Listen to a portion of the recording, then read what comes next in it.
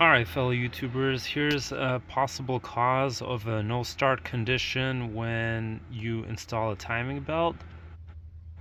So before you put the belt on, you should have made sure your rotor was pointing at the number 1 cylinder, so you need to take the cap off and make sure the rotor's pointing here.